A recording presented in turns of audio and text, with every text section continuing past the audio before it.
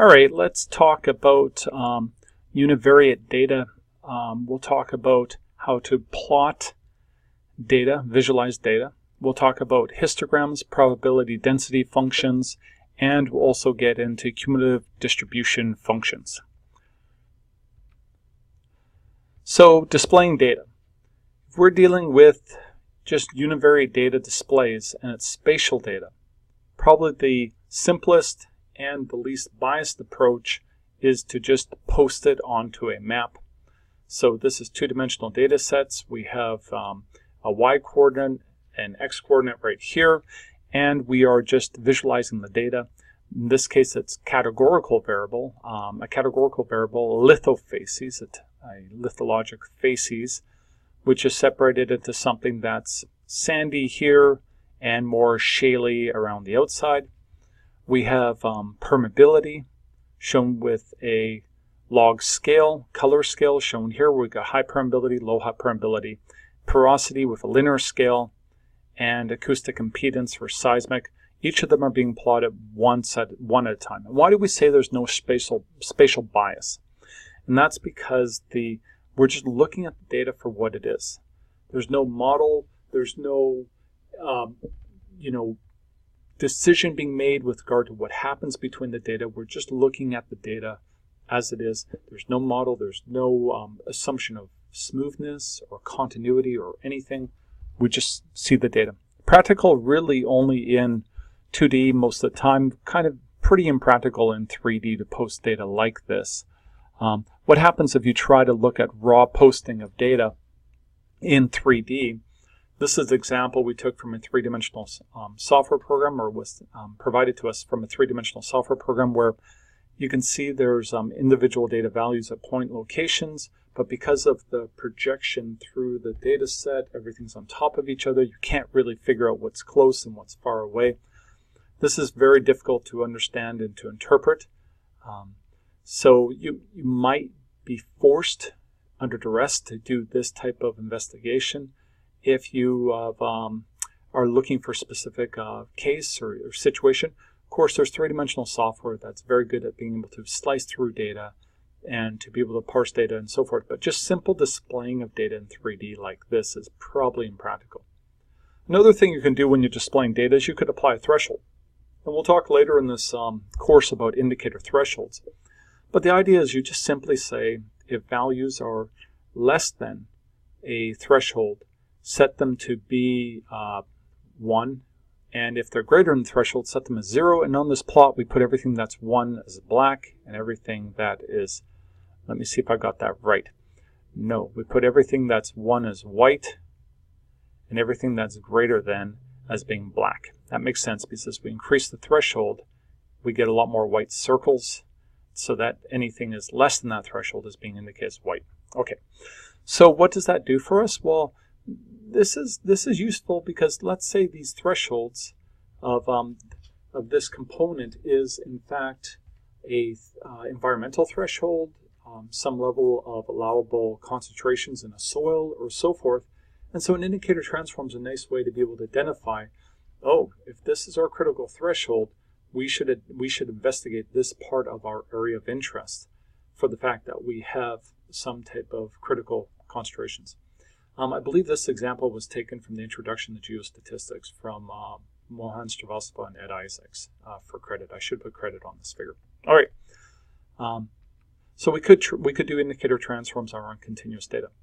Of course, posting of data can become very much more complicated, and Spotfire is a well-known software program that allows you to be able to go through and to look at the specific, look at information in a very interesting manner. That's we can look at multiple variables at the same time. Here we've taken an image here that shows us about the market and the size of the market for cellular communication. And so the pie charts at each location are communicating what proportion of the market is controlled by what company. And then the size of the pie chart is telling you about the volume of business. And I believe this would probably be Pyrcz up here and all the other cities of France. And so with Spotfire, you can do a lot with different shapes and colors and so forth to be able to visualize spatial multivariate information, which can be very useful to sort to find patterns in spatial data. But in addition, what's really cool in Spotfire is that you can filter very quickly. And so you could have a set of filters, and you could filter out, okay, I only want to see markets with this much volume, and the cities would disappear that were below that. You could also look at maybe removing a company or two, only looking at certain categories. You can do all of that very quickly in Spotfire. Then, of course, there's a lot more we can do with plotting. And so we got to trumpet what's going on with Python and R with matplotlib, ggplot2 package within Python. The ability to produce very nice custom plots. Here's a spatial contouring result. That could be maybe reservoir trends and so forth. These were taken directly from the documentation of, I can't remember. I don't know if sorry, I apologize, but I think I took these were online docs for Python. I can't remember exactly which packages, so I gotta be careful. Radar plots. So you can look at, if you have a data set that's multivariate, and then you have multiple categories or classes, you can look at how they score on different variables, maybe the average. Maybe in this case, these are factor loadings. So it's telling you that if you've done some dimensional reduction, for each one of the factors, you can see how they load with the different variables, and you can compare them to each other. We'll talk about dimensional reduction quite later in the course when we get to machine learning. An offset contouring type of map. For instance, this isn't what this is, but it could actually represent like a variogram map, spatial continuity away from you. So it'd be an expectation of continuity in different directions around you. So it can be very powerful. Now, of course, immersive visualization, augmented reality are, of course, very powerful when it comes to spatial visualization and modeling. And so you could be in a cave environment. Here's an immersive visualization example online. The link is shown here for TechViz and Schlumberger Petrel. And it's pretty powerful. You've got the person in the helmet. They've got their handles. They can probably shoot a little laser that they can see it in the virtual world. And they can identify targets. They can use the other hand to grab things. They can select options. They can move things around. And so you could imagine interpreting the subsurface while you fly around inside the subsurface. Now, this might seem kind of far-fetched, but actually just last weekend I was at GE's Learning Center in Florence, Italy, teaching for them. And they let me spend 15 minutes or so using their augmented reality to investigate and to practice some maintenance on a turbine. It was amazing. It was unbelievable. But I won't go too much into that story, but clearly this is very cool. Real-time editing of the subsurface models is very powerful like this. One thing that'd be very, very interesting is if we have real-time flow simulation. So you can imagine you move a well around an injector and then immediately say, okay, play. And you'll watch the water be injected and flow and push the hydrocarbon out of the formation and flood it and so forth, replace it. And you could imagine trying to investigate how to develop a reservoir that way.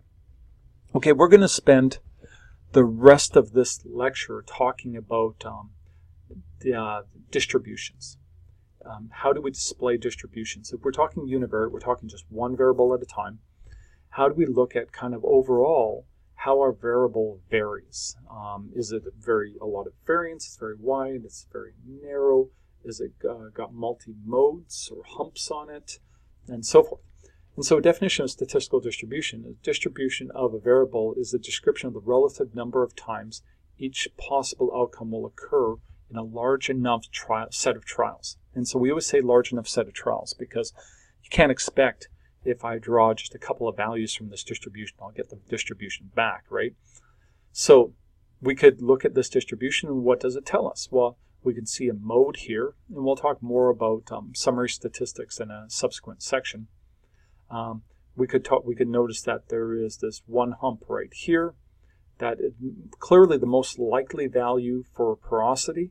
I should have labeled that as porosity. Would be something around between 13 to maybe like 12 to about 15% or so, and that something around 18 to 20% would be very, very rare. Its frequency would be very low. And you can also see this distribution skewed. So what we get from these statistical distributions is you can go to them and say, okay, values are between here and here. That's useful. We could also indicate, well, if the values are between here and here, well, how many are kind of on the low side? How many are on the high side? And do we have any outliers? Now, we'll get into outliers and talk about them when we're into statistical confidence intervals and so forth. We'll talk about outliers and what to do with them, but they'd be values that are outside the typical range. We have this bump right here, this mode. Imagine if you had a value way out here, and you'd be like, okay, that's weird. We should look at that data. So that's what we get from distributions. So let's go through and we'll talk about how to visualize distributions. What's the way that we do that? And so the histogram is the most simple way to view a distribution. All we do is we take a set of bins that cover the range of the value that we're considering. And so there'll be equal width bins. We've got bin, bin, bin, bin going all the way across. And then you just simply count. How many samples do you have within each bin? And I hope you can see this as raw frequencies. It's just a number of samples in each bin. And it's either 1, 2, or 3. There's no 0.5 or 0.33 or anything like that. It's all just going to be actual numbers in each of the bins. And so we plot it like that, and that's very useful. You can look at it and see that, well, there seems to be a mode. Maybe that's just noisy, another mode here, or maybe there's something else going on here. But you can start to interpret this as, look at the shapes and so forth, see the relative likelihood of having different magnitudes of porosity. Now, if you take that histogram with frequencies, and all you do is divide each bin by the total number of samples, you'll get a binned or discrete probability density function, because this now becomes the probability of being within each one of these bins. And so this is pretty interesting. This is useful. I can say, okay, what's the chance that the bin that is centered around 2% porosity, I have a likelihood of about 17% of being in that bin. Rounding, and I'm guessing based on, kind of eyeballing it, of course. And if you looked at that, well, then you could start talking about closure. What can we say about a probability density function? Well, when we have a bin like this, it makes sense that if we sum every one of the bins, this should sum to 100%, because that's all possible porosity values are represented by this range, and you would expect to be within one of these bins. And so we've taken a continuous variable and we've binned it. In histograms, you're always binning, continuous and categorical. And we bin it to simply display it in a very simple manner just by dividing by the number of samples. Now, we could also talk about a continuous, non-binned type of probability density function. We'll do that on the next slide. And for that, we would expect, if it was a continuous line with an area under it, we would expect the area, if we integrate from negative infinity to infinity over that function, we'd expect that area to be 1, i.e. 100% probability of being somewhere underneath that curve. And so here we have an example right here of a PDF that's discrete. And so we binned up porosity. This could also be a categorical variable, in which maybe this could be lithology or some type of rock type or something. And so if we work with the discrete case where we binned it, we would expect that each of the bins would have a probability value between 0 and 1. Wouldn't make sense if we had negative probability. Wouldn't make sense if the bin number 2 went above 1. There'd be more than a 100% chance of being within that interval, within that range. Now, a more precise method to visualize this would be to look at a continuous representation, like a functional form representing the probability density function. And for that, we would expect that that line would never go below 0. That wouldn't make sense, right? To have this line go below 0 would indicate that we could pick an interval, a very small interval perhaps, for which we would have negative probability, and that shouldn't make sense. The other interesting thing is that if we're doing a continuous function representing, not the bars, we haven't binned by bars, but we're actually just representing it by a continuous function, that function could in fact go above 1. The constraint is that if we take any interval, we pick an interval between here and here, if we calculate the area under the curve there, which would be the probability of being between that value and that value, which would be A and B based on that equation right here, we would expect that must be between 0 and 1. And so we could pick an interval here and here, and that could be, in fact, this could rise above a 1, but because it's so narrow, the area under the curve could actually be very small. A little bit of a thought experiment. So I went and just took a little pause and drew a really quick little example right here. And so let's say we had a very simple PDF shown right here. And if you were to see that, you can see that the range of values is between 0.1 and 0.2. And we say that it rises up to 1.0 on the Y scale. And what's very interesting is that if you were to calculate the area under that curve, well, this is 0.1, that's 1. It's only going to be an area of 0.1. In fact, how high would this bar have to rise in order to have an area of 1? It'd have to rise all the way up to 10 on that scale. And so that's the difference between this continuous representation and discrete representation. So the continuous representation is a plot of density. It's not actually the plot of the instantaneous probability at each point along the curve. It's density. And so it's only valid if you look at it and actually pick an interval over which to investigate. You calculate the interval. Over that interval, you integrate, and you get the area under that curve, and that will provide you a probability of being between those values.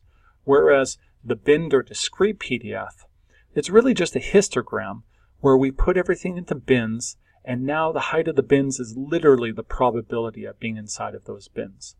And so, in fact, even this plot right here, we should be representing it at a different scale, whatever height is required, so that we have the right area under the curve. And to be honest, this was just schematic down here. Okay, I hope that's helpful right there for describing the concept of discrete or binned probability density function versus a continuous representation of the probability density function. Okay, so how do we generate a binned PDF? It's actually pretty straightforward. We can sort the data in ascending order such that the first sample, that the lowest sample, then we have the next highest sample, the next highest sample, and so forth until we get to the total number of samples. Then we divide the data range, which will go from the last sample, subtracted the first sample, into a number of bins. And so we'll decide on the bin size.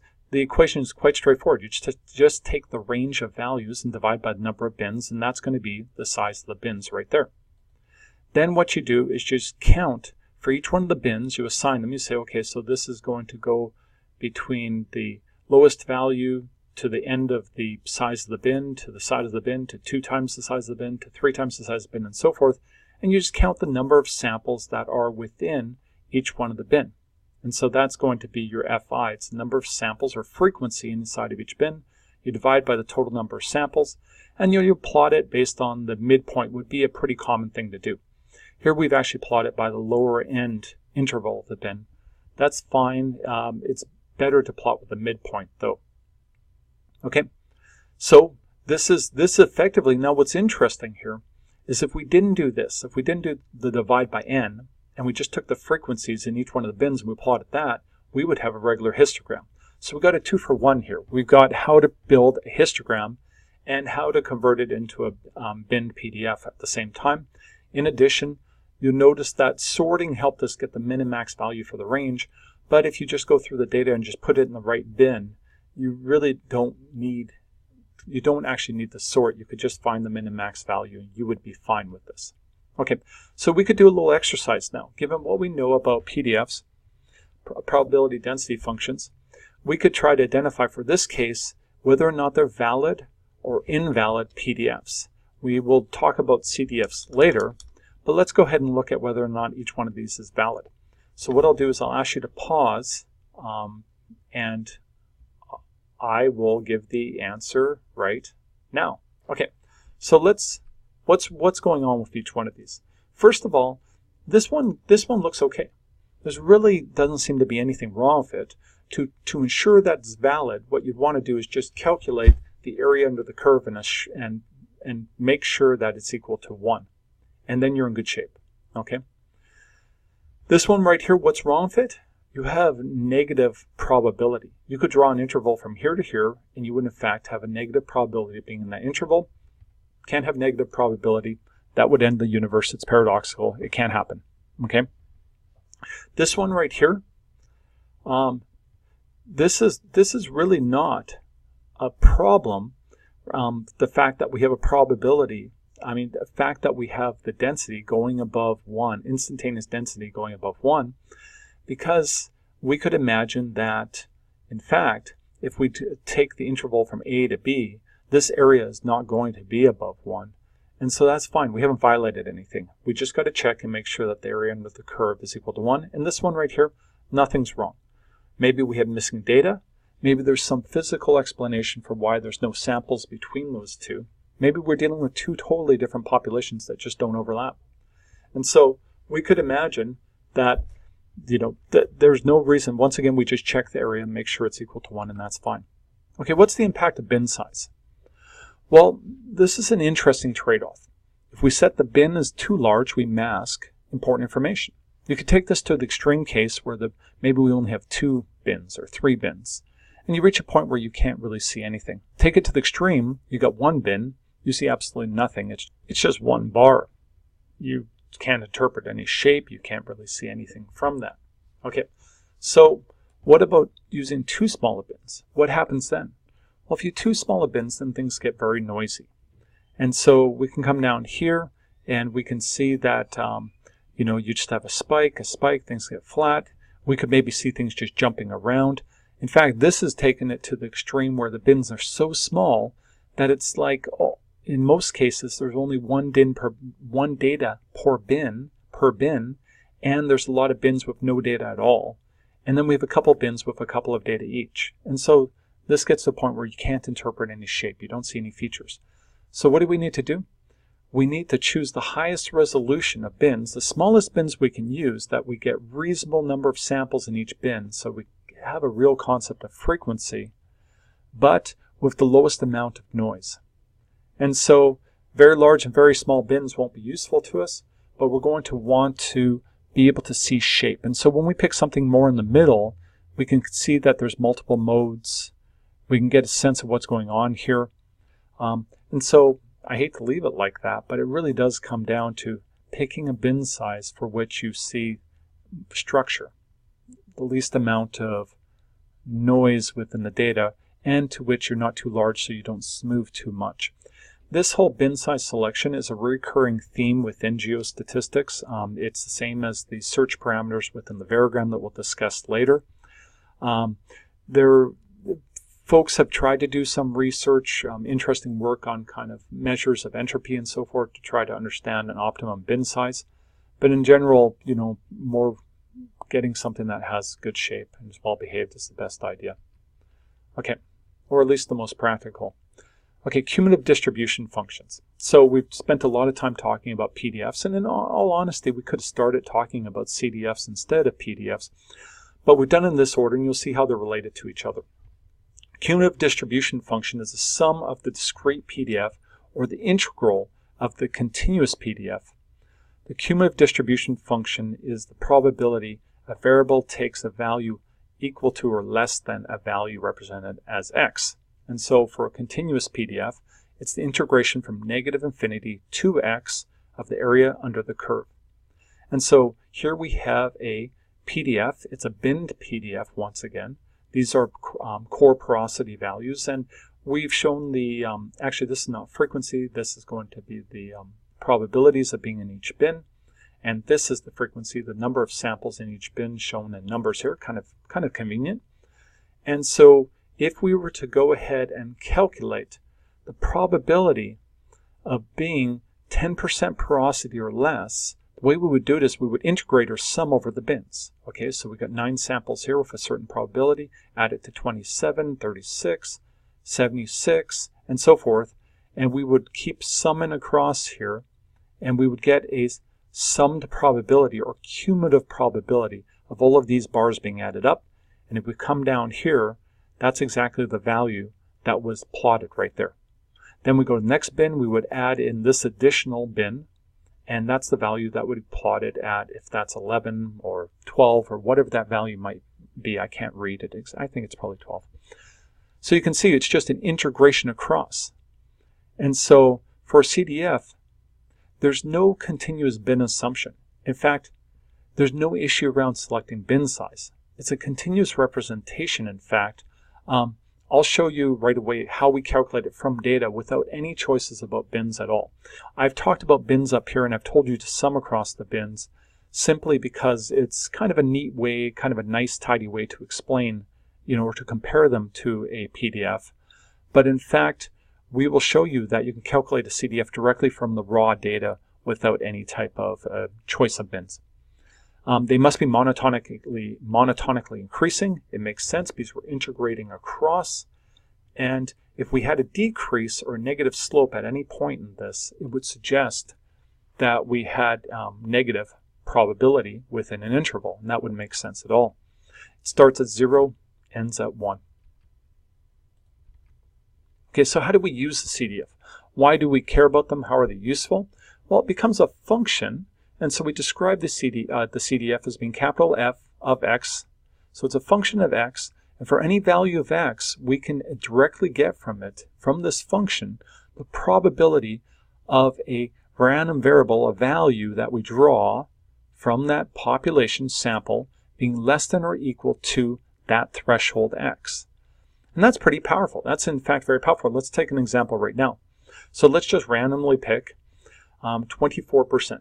So what's the probability of my next core sample, if it comes from this distribution, of being less than 24%? And so we go from 24, go right up to our function. So we're just doing the forward operation on our function. And we just look up that value. What's that value? It's 52%. So we have a 52% probability of being less than 24% porosity for the next sample, the next core sample we take. What else can we do with it? Well, of course, we can look up and we can get what's the probability of a core porosity, the next one we sample, being greater than 15% and being less than or equal to 26%. And so that's pretty cool too, because to solve for that, all we have to do is calculate f of x for B, the upper one, which is 26% here, and for A, the lower one. And if we do that and we look it up and we go 26% up across, we got 68%. And we got, so the probability of being less than or equal to 26% is 68%. And the probability of being less than or equal to 15% is about 12%. So we just subtract them from each other. 56% probability of having our next porosity value being between 26 and 15%. Now this is very cool too. You often hear in industry and any type of uncertainty characterization and so forth, people will talk about the P90 outcome, the P50, the P10 outcome, and so forth. I like the P13, but many, I'm kidding of course, but there's many times we'll hear about that. So you have a CDF, you can do in fact, you can do the inverse of the CDF function, f of x inverse, and what we're doing is we're now going this direction on the function. And instead of putting in a core porosity value, we put in a probability value. So we'll put the P90, we'll put 0.9.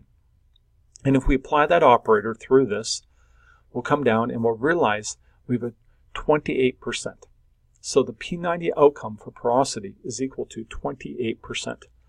Well, that's pretty useful. You gave the P10 very quickly. It's probably somewhere around 15%. I should know that. We just did that. We could, it's close to 15%. Or we could do the P50, and that's probably close to 24%, and so forth. So very quickly we can get that information. We could do it precisely, but we're just eyeballing it. All right, let's work through this example together. To the students in my class, I apologize. I made a couple of errors on this slide, but I fixed it up, cleaned it up now. And so go ahead and work through this.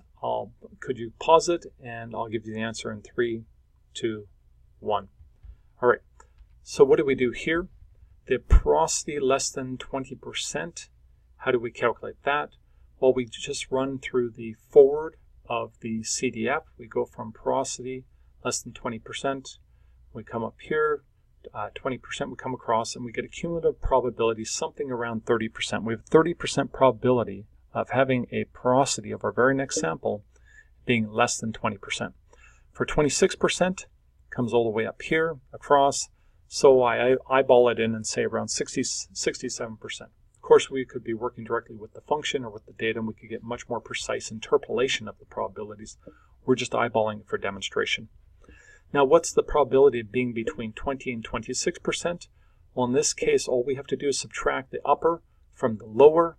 And so this space right here is a probability of 37% of being between our very next sample, having a porosity between 26 and 20%. What about the P50? How do we calculate that? Well, the blue line here, we go across from 50. We're doing the inverse of the CDF. We come across, we come down, and we end up with about a 24% porosity. And the P20, we could do that, and the same thing, we get 18. So that's how we apply the forward and the reverse on the CDF. And that's one of the reasons we use CDFs. They're very effective. We'll talk about Monte Carlo simulation later. A CDF allows you to very quickly be able to draw random numbers uniformly distributed between 0 and 1. We'll talk more about this in the future lectures, and be able to sample from this distribution doing Monte Carlo. Okay, so now that we've talked about CDFs, let's look at these CDFs and determine if these CDFs in fact are valid CDFs. Are there any concerns about any one of these? Okay, so I'll give you the answer in 3, 2, 1. All right. So what do we say about this one? There's absolutely nothing wrong with this CDF. It starts at 0, monotonically increases, ends at 1. This is a valid CDF. We don't have to calculate anything. We're just good to go. This CDF here looks strange. There's a vertical line on this CDF. What could cause that? Well, it could be caused by a data spike. What if we had probably about 80% of the data set, depending what number that is right there, 80% of the data set is a porosity of 10.0, like all the exact same value. In that case, we would have a vertical line. We'd put them all together and it would just be like this. We would just jump up to the point to which we had reached the fraction of 10%, and then we would see the rest of the CDF. And so this is fine. It's a data spike. We might have data cleaning issues. Maybe there was a truncation, a resolvability issue, something's going on. But it's okay. What about this right here? Is this okay? Can it level off horizontally? And the answer is yes. What does that mean? It means there's 0 probability between here and here where it leveled off. And so there's no data there. It's basically going, if we looked at the PDF, it would be a big gap. Okay, what about right here? We have a non-monotonically increasing CDF. In other words, it starts to go negative slope. That doesn't make any sense. That would need negative probability. And that's the type of paradox that ends the universe. Kidding aside here, that's not a valid CDF. Okay, so how do we make a CDF? Well, making a CDF, in fact, is easier and probably more intuitive than making even a histogram or a PDF. Now we have to sort the data in ascending order, such that the first value is the lowest value and the last value is the highest value. And then we assign a probability of each event. Now, if we're going to assume uniform, that's very straightforward. We just simply say that each one of them has a probability equal to 1 over n, where n is the number of samples. Okay? So that's going to be that's going to be the f lowercase I is the probability of each event. Now we're going to integrate by summing the probabilities to calculate a cumulative probability, and that cumulative probability is going to be denoted as a capital Fi, the cumulative probability of data I, which can be 10, 5, 8, up to n, right? And so that's the probability of that's going to be the probability of a random value drawn from the distribution being less than, or I should put less than and equal to, that specific value, that data value right there. And so how do we calculate that actual Fi, that capital Fi, for the value? Well, we can integrate across, so we sum all of the little lowercase fi's, the probability of each data, up until the actual I1 that we're working with right now. Or a very simple way to do it would be just take cumulative Fi as being I divided by n. We're making an assumption of just being a simple proportion. But you'll see it has a very important impact on the assumption of the tails, the minimum maximum value of the CDF. And we'll talk about that right away. Well, once you've done that, you'll have your data in ascending order, and below you'll have a cumulative probability of those data values going all the way from capital Fi equal to 1 all the way to n. And so you've got all your cumulative probabilities. Now you just plot them. Oh, I put it right here. Thank you. Sorry about that. So I have the data values in ascending order. then I have their cumulative probabilities for each one of them.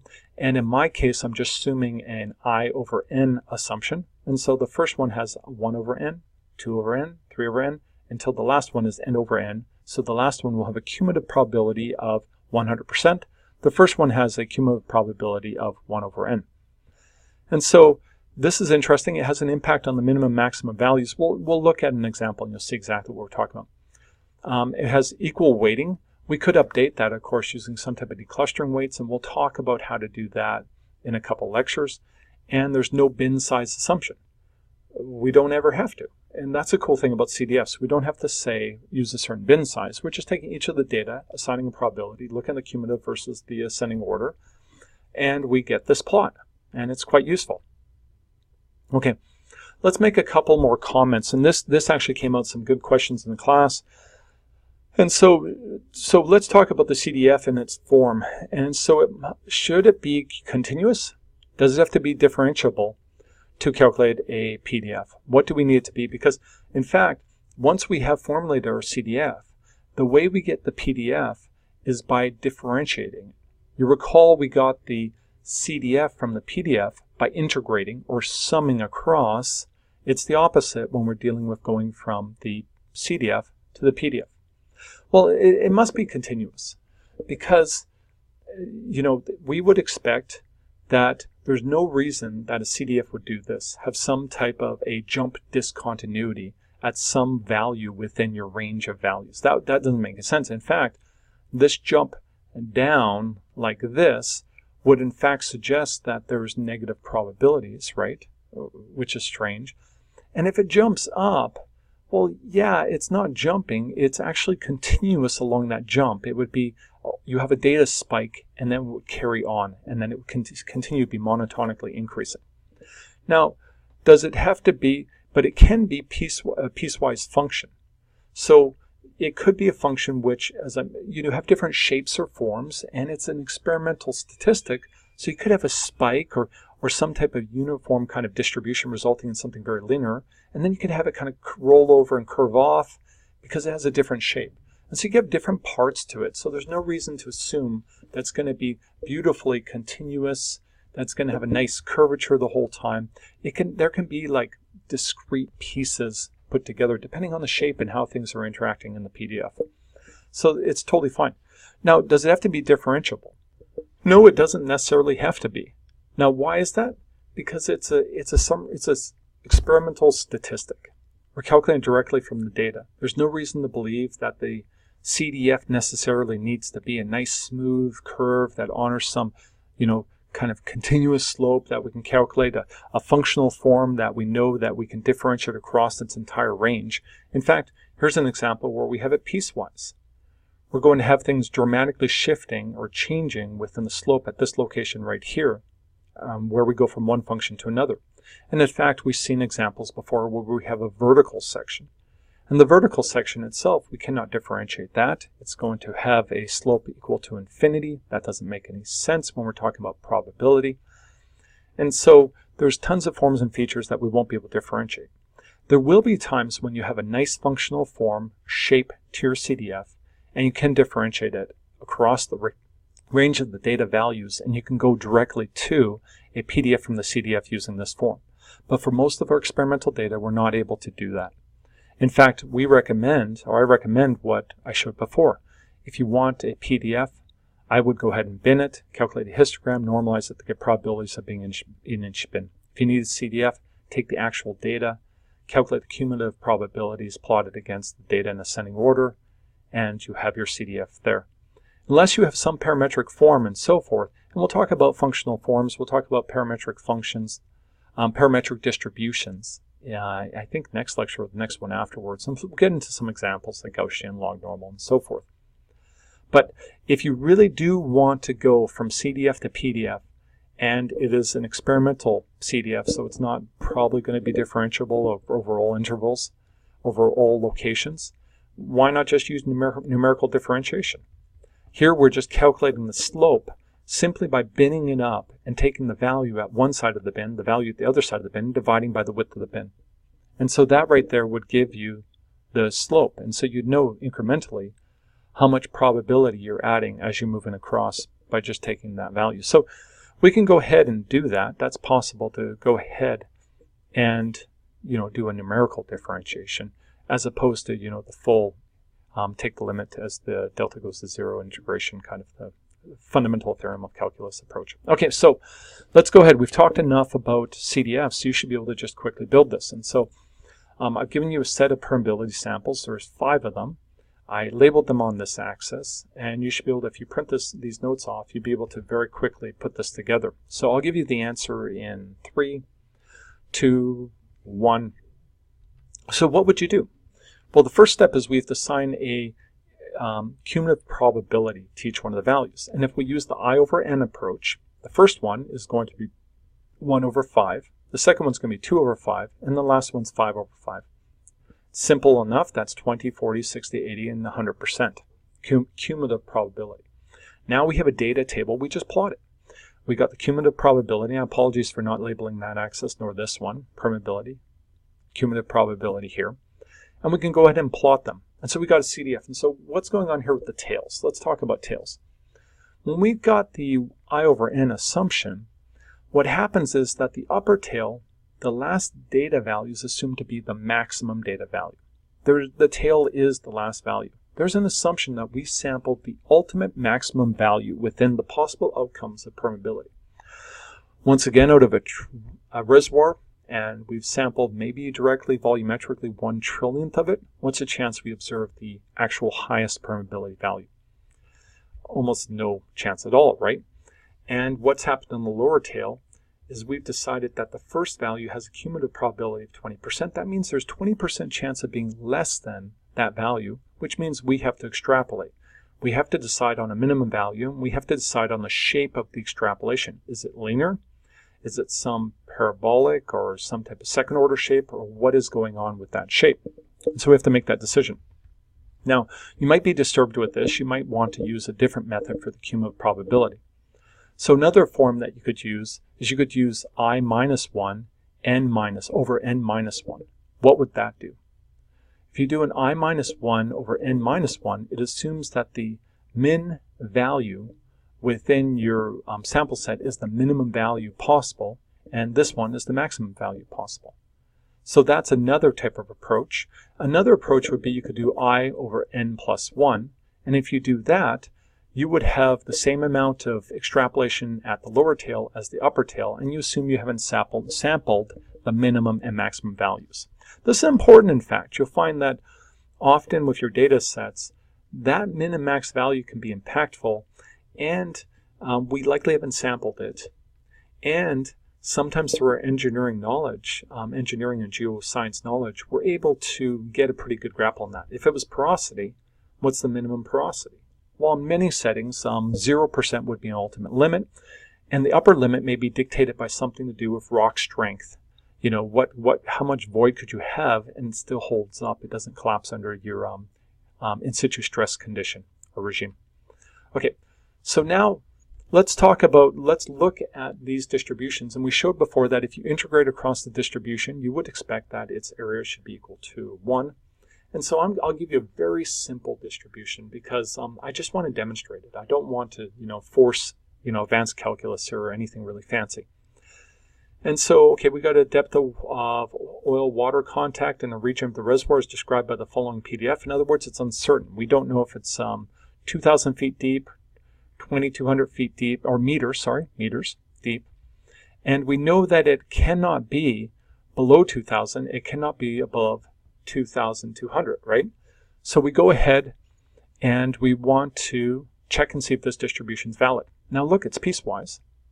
So we know that nothing's going on between z of 0 to 2,000 meters, and we know nothing's going on from 2,200 meters and on, so we can ignore those intervals. We're only going to calculate the area under this part right here.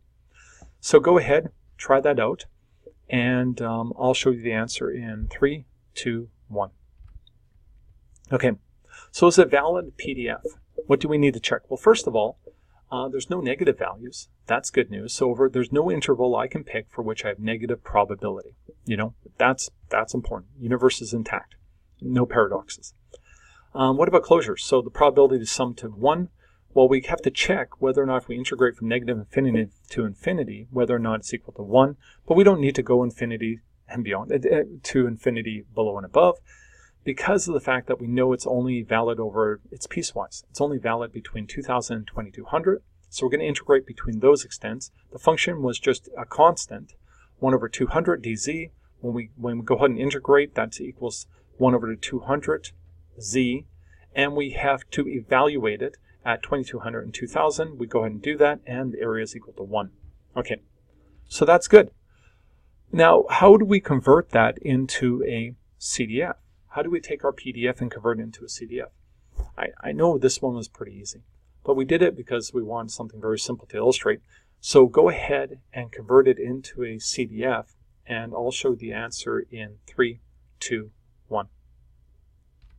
Okay, so now all we have to do in order to convert it into a CDF is really the same thing we did in order to check the area under the curve. We're just going to integrate it. We have a simple constant. We can actually do that integration only between the 2,000 meters to 2,200 meters. So we go ahead and do that, and what do we get? We get, if we take that and we integrate it, going from 2,000, and we're evaluating z's above 2,000, and we're only going to take it up to 2,200, we get this form right here.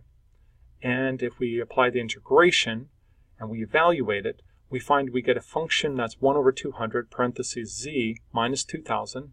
We have to offset it to that location there, evaluate it from there. And we'll say it's only valid between 2,000 to 2,200. We keep that in mind because we don't want someone to use this beyond. In fact, they end up with a CDF value greater than 1. And so we can go ahead and check it. Plug in the numbers. So if you go ahead and you put 2,000 into this equation, you can quickly see that you get a cumulative probability of 0. You put 2,200, you can quickly see that you get a cumulative probability of 1, and everything in between is going to be a linear behavior. So it's interesting, if you have a uniform or level distribution like this, the CDF is just going to be a simple linear one, and that's what we get. All right.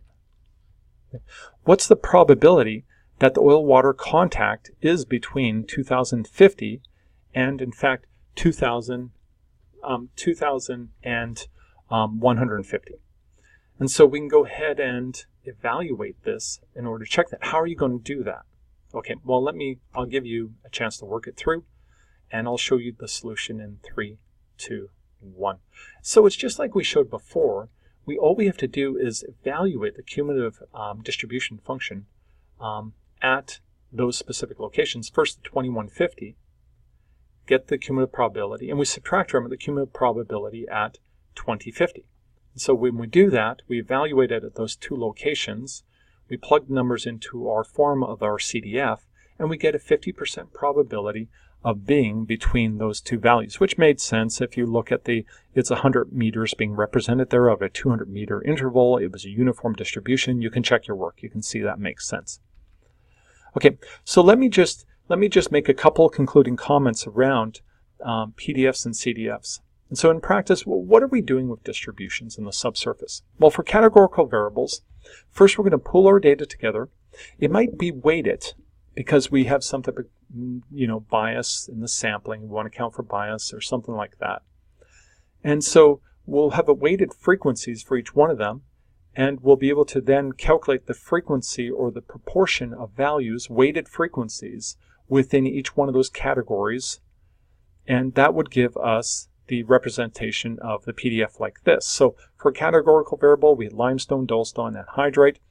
These are the probabilities of being within each one of these categories. We got that from taking all the data and just summing all the probabilities weighting, or all the probabilities of each one of those data values. If they're uniform, then it would simply be, okay, I have number of samples that are limestone divided by total number of samples would be this value right here. Now, what are the summary statistics? If you want to summarize, you want to say something about a PDF that's categorical, really it's just proportions. You just, well, 50%, 20%, 30%, right? That's what you get from it.